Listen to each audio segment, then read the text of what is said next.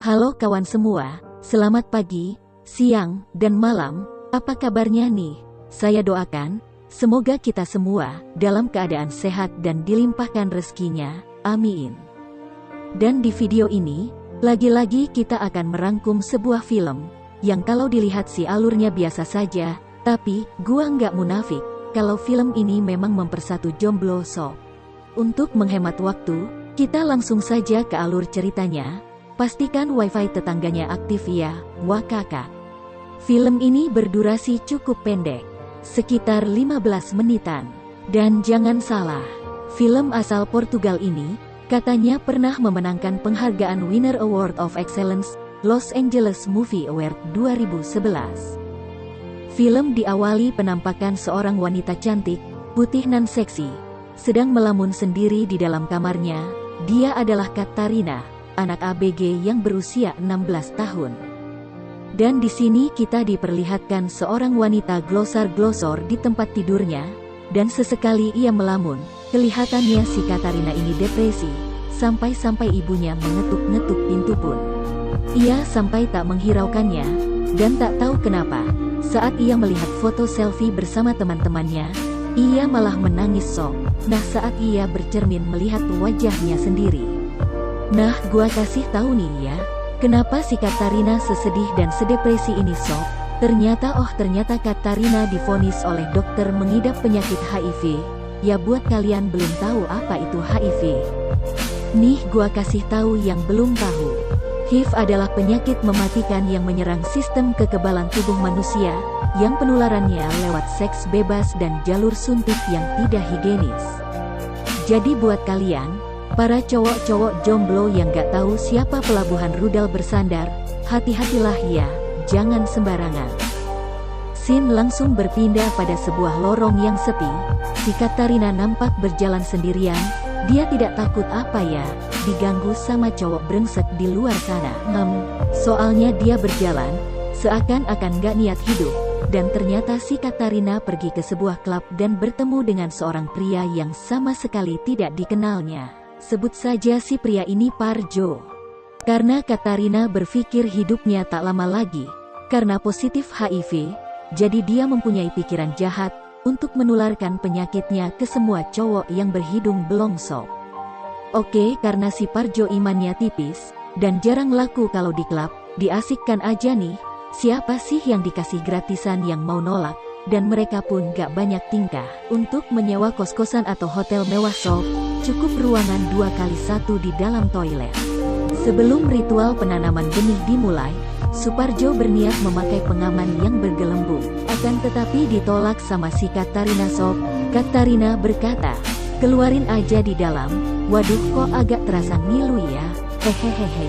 Setelah keduanya have fun, Katarina pun pergi begitu saja. Dia kembali pulang ke rumahnya. Sesampai di kamarnya, dia langsung membuka bajunya sob. Dan berhubung kalau gua takut sabun kalian cepat habis, makanya gua skip aja lah. Nanti gua dimarahin ama maklusu. Wah.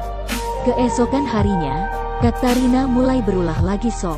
Dia mendatangi sebuah toko, yang jikalau dilihat, itu toko menjual alat bantu untuk mantap-mantapan.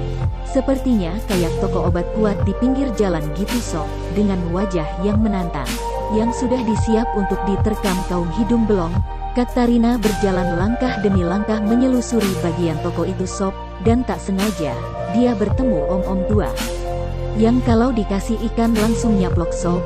Entah apa yang dipikiran Katarina, akhirnya ia mengajak om-om itu untuk bercocok tanam.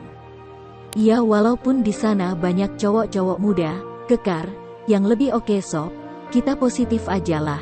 Siapa tahu, yang tua itu banyak pengalamannya. Karena si om-om ini merasa ketiban rezeki, udah cantik, muda, seksi, gratis pula, ya jelas om sikat dong ya. Gak perlu di hotel atau di kos-kosan Ibu Mariam yang galak itu. Mereka langsung saja menuju bangunan kosong gitu sob. Dan berhubung waktu dan tempatnya terbatas, di bagian outdoor, jadi gayanya ya cuma berdiri sob. Anjay. Sebelum memulai, si om-om ini berkata, mau pakai pengaman nggak nduk? Katarina menjawab, ah si om, tancap aja lah, gak usah pakai begituan. Setelah si om-om gendut itu selesai, ya cepat sih. Si Katarina langsung pergi saja sob. Bisa dilihat, dari ekspresinya, Katarina ini kurang puas lah. Ya walaupun tujuan dia cuma menularkan penyakit saja sob. Akhirnya dia kembali ke rumah, untuk beristirahat dan sambil rebahan, sambil memikirkan siapa target berikutnya, dan dia pun langsung SMS ke teman lamanya sob. Sambil menanya kabar sembari mengajak ketemuan, teman yang diajak ketemuan itu adalah seorang pasangan suami istri sob, sebut saja dia Bejo dan Sri. Jadi tujuan Katarina ini bertemu dengan Bejo dan Sri, ingin mengajak keduanya main mantap-mantap sob, berbeda dengan yang sudah-sudah, kali ini Katarina mengajak bermainnya. Dengan formasi 3 orang sob, 1 menyerang dan 2 bertahan, dan akhirnya mereka bermain di kamar. Ya lumayan deh, rada nyaman dikit di kamar. Seperti biasa si Katarina menolak kalau si cowok menggunakan pengaman sob. Ia berkata, tak keluarin di dalam aja, tahu sendirilah, kalau tujuan si Katarina cuman ingin mengeluarkan penyakit. Setelah melakukan ritualnya, si Katarina langsung pulang begitu saja dengan berjalan kaki. Gua heran sob, kenapa nih bocah suka banget berjalan kaki. Dan di tengah jalan ia mencoba memberhentikan mobil untuk meminta tumpangan, dan pucuk dicinta ulang pun tiba. Harian si ketiga pria ini yang ketiban rezeki sob. Awalnya kendaraan masih terkendali saat pria-pria ini ingin mengantarkan Katarina pulang. Ketiga pria ini merasa kebingungan. Saat Katarina meminta memberhentikan mobilnya di jalan yang sangat sepi, tanpa panjang lebar, Katarina pun turun dan berdiri di depan mobil melepas segitiga bermudanya, seakan-akan menantang mereka. Melihat si bocah ini gak ada akhlak, ketiga pria ini jadi tegang berjamaah sob, hingga akhirnya, ketiga pria ini pun dengan ikhlas meladeni permainan si Katarina, dan target pertama adalah pria yang sejak di mobil, selalu menatap wajah si Katarina, ya sebut saja dia Burhan sob, sementara yang lain menunggu giliran di servis. Sabar dulu ya sob, gantian. Dan setelah semua mendapat giliran, si Katarina langsung pergi begitu saja, tanpa ada salam perpisahan. Dan sebelum malam berakhir si Katarina mencoba peruntungannya menyetop mobil lagi sob. Merasa tak ada satupun mobil yang mau berhenti, akhirnya Katarina pulang sob. Gemen mungkin udah capek kali dia. Keesokan harinya, di saat si Katarina melamun, memikirkan korban yang dia dapat semalam, terdengar suara telepon, yang mana telepon itu datang dari dokter yang menangani kasusnya sob.